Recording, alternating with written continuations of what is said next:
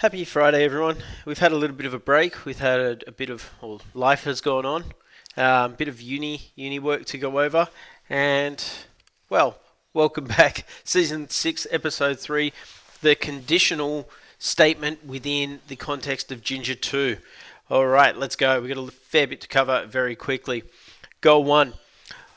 Understand how to, by the end of this, understand how to add an if condition to Jinja2 templating.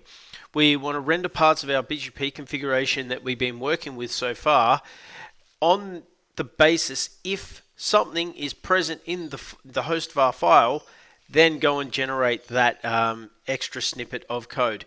If not, continue on. I'm going to leave some homework as well. That's based on some switching and standing up, and that will be in the comment section below. In bit of a disclaimer, we get very close to breaking some best-ish practices and principles. If you need to deploy large complex configurations, better options do exist, such as roles. Within Ansible roles, we can be more specific in snippets of configuration applicable to a role of a device, such as a device could be, a switch could be a leaf or a spine. A router could be a site router, for example. That's another great use case of a role. I will not cover roles in this series, but it looks like I'm going to have to do a one-off rather than just leave you all hanging. Oh, as I jump too far.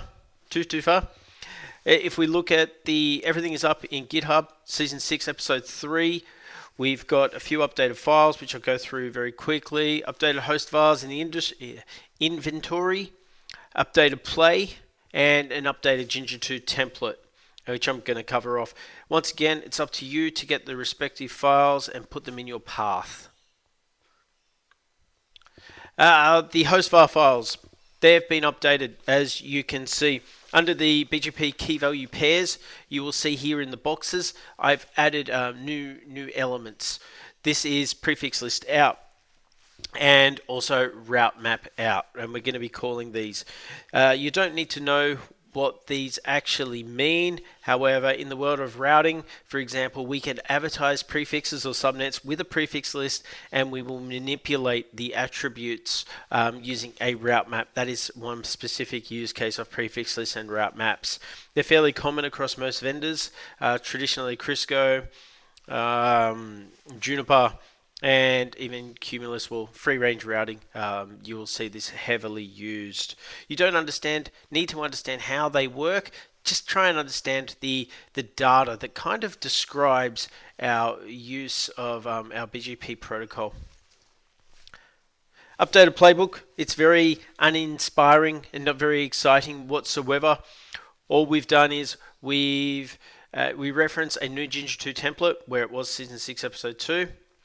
We've got a new outputs direct file extension. We're now calling this lab 3. It was .bgp in the last one.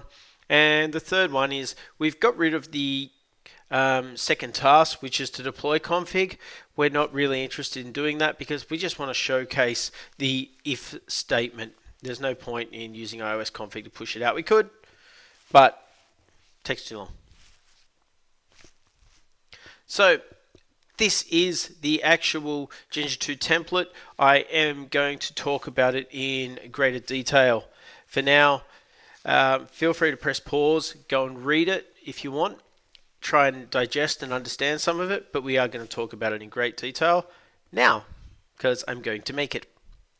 Right, so what we're going to do is we're going to copy our Season 6 Episode 2 Jinja2 template, and we're going to make a new file called Season 6 Episode 3 BGP template.j2. Then we're going to modify that, because that's a great base file of what we're going to do. Alrighty. By the way, you may notice my screen looks a little bit different. I hope that doesn't throw you off. I know changes can. This is just using the Mac theme for POP. Feel free to go check it out. And I'm also using Visual Studio Code. I just got a little bit tired of Sublime. If you are interested in getting Visual Studio Code, there's a great snap for it. And you can do that by sudo snap install code -- classic, and that will pull it down. I'm pretty confident we have spoken about snaps so far. Alright, let's go over to Visual Studio Code. Again, I could have used Sublime. So, where am I? So, this is it here.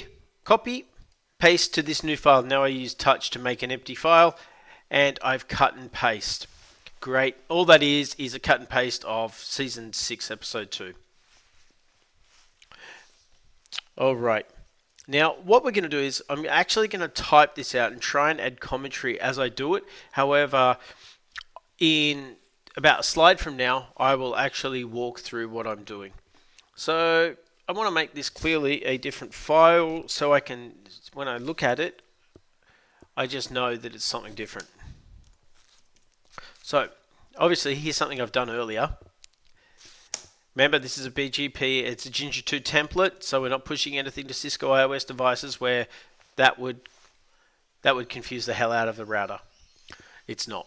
So the first thing we want to do is, what I might do is, I'll actually bring up my other Visual Studio Code windows. Do I have any open? I do. Great. And that will be useful to make a running commentary over here. Can we see? Yes, we can see. Excellent. So, the first thing we want to do is, we want to make this run if, so we're going to start with an if statement. So, if BGP underscore peers is defined, and let's end that. Now, it's also great to get your conditionals. If BGP peers is defined, which it is as we look over here, then it does something. Excellent. For example, you might have a configuration file that has OSPF or another routing protocol or static, and it would then skip this out. And this is when you come into your larger deployments. And once again, that's why I spoke about we're kind of breaking a few rules here. Great. If BGP peers is defined, which it is, then the rest of this is true. Great. So what we then want to do is we want to iterate over some more. What we need to do is we need to close out the if statement,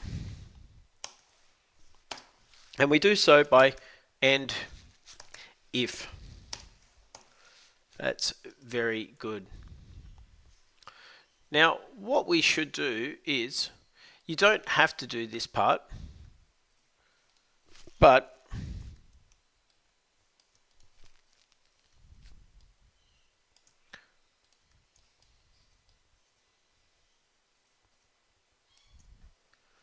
that for, I like to keep it like that so I can kind of see where I am. Now, you don't have to do this, but I like to see where I am, because sometimes you can really stuff stuff up.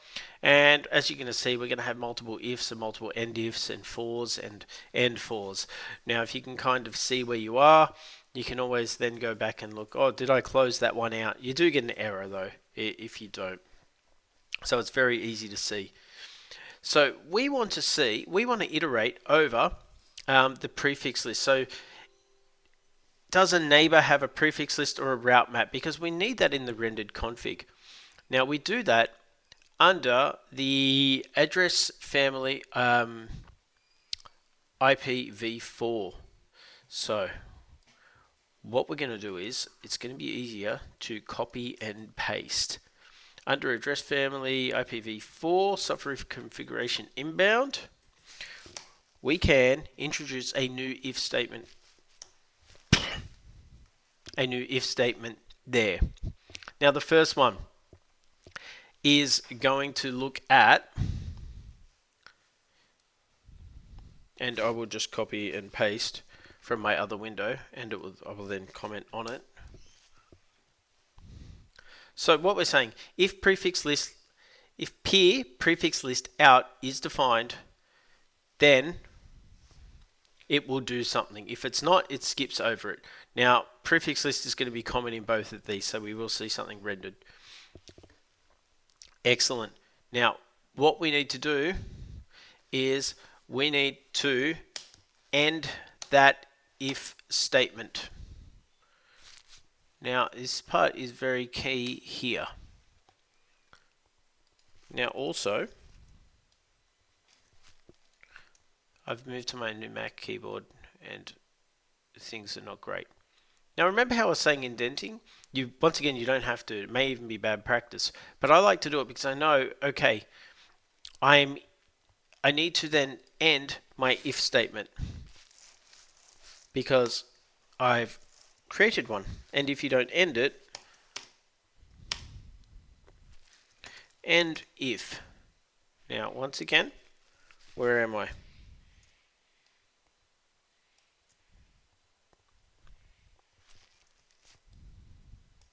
There we go, end if. Excellent, I can kind of see where I am. Great, so that's going to iterate through if there is a prefix list defined, it will loop, otherwise it will skip. And we're going to see it here in the very next one when we're talking about if route map is defined, because what we're going to see is, as I paste, there is no route map on CPE01, so we're going to get a different behavior.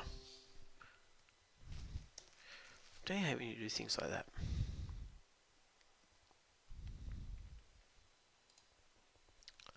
And notice how it hasn't closed out the if. So, if peer route map is defined, out. Now I need to close out that if statement, and I once again can do that with my Control C. There we go, end if. Now it does help if you do it properly. Are there any others that have been butchered? No. Cool, that's the route map out. I've ended it with my if. Excellent. So we can go and save that. And once again, I will explain it in a minute because I didn't do a very good job of explaining that. So file, we will just click save. So we've got if and if and if, and for and if. So that's the whole kit and caboodle. Excellent. Now I will have to talk a little bit more about this. So here's something I've made earlier. So in the screen we've got multiple if conditions. This is fairly typical of the real world. We have a parent if statement. Here I've got in the orange. If this condition is met, the argument is true. And we start the if, the syntax of the if, with an if, and we close it with an end if. In our instance, we have nested if conditionals, again relative to the initial for loop.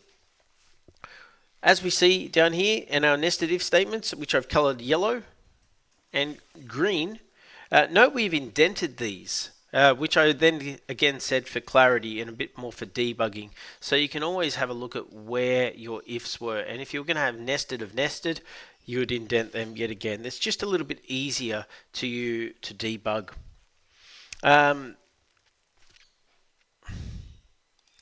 Now, mapping the if elements. This is where I'm actually going to talk about where I got the values from.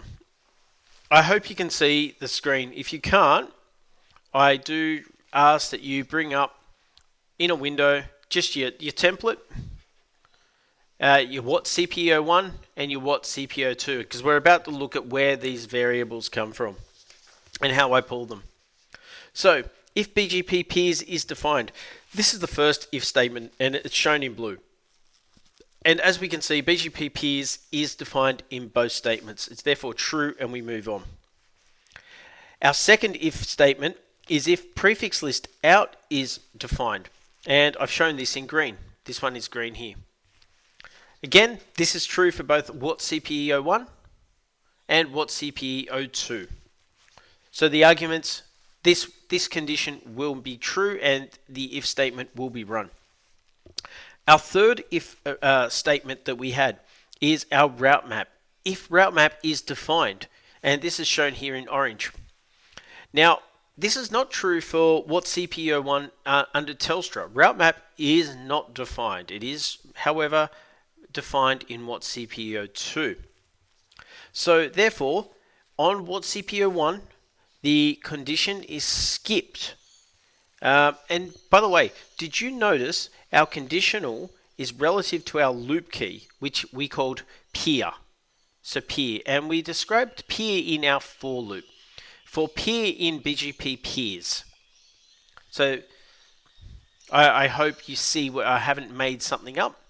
It's just relative there. So if peer,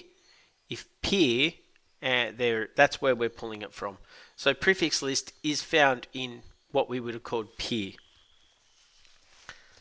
So it's probably time to actually run this and see what happens. So because we're looking at Visual Studio Code, we can actually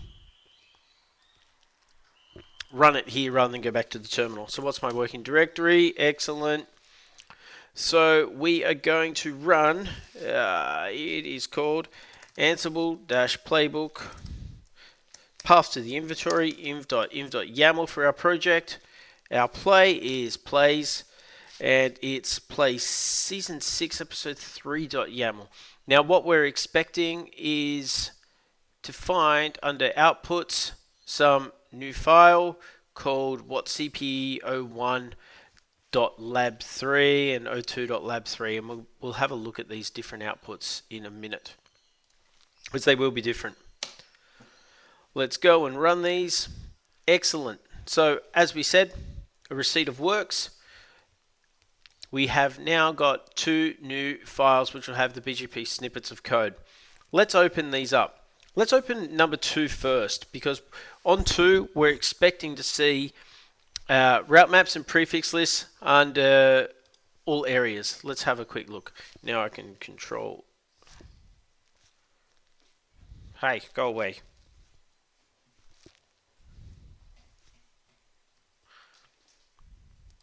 That's better. So, what's CPO2? Okay, I obviously have some typing formatting issues going on. But what we do see here is the prefix list has been identified, and so has the route map. And it's done there, and it's done down here. Now, if we go over to what's CPO1, the route map under Telstra should not exist. So let's go and quickly have a look. Excelente, caliente. What we've got is the prefix list under Telstra is here, and please forgive my poor formatting. I know exactly where that is. I've had a space. The route map is not there, but the route map is here under Vocus. And once again, we can look at. I'll show you here. Hopefully you can see it in the host file files. As I said, what's CPO1 does not have our route map under Telstra, but it does have a route map under Vocus. And what's CPO2 had it for both. That brings us to the end, and that was pretty heavy. It's teaching if statements is complex, and trying to push that across. I hope I've been able to convey the if statement to you, and how we have the if statement, how we open the if statement, and how we close out the if statement, including the nested. So you can have the nested. It's just you got to open and close. And once again, where will we finding the contents of the if statement? And I made it all relative to our value peer. So once again, you have all now become Jinja ninjas. You're not angry network ninjas, but Jinja ninjas. So I hope that was really informative, and I look forward to seeing you in Season 7, where we talk about... What do we talk about in Season 7? Oh, we're on to Linux admin.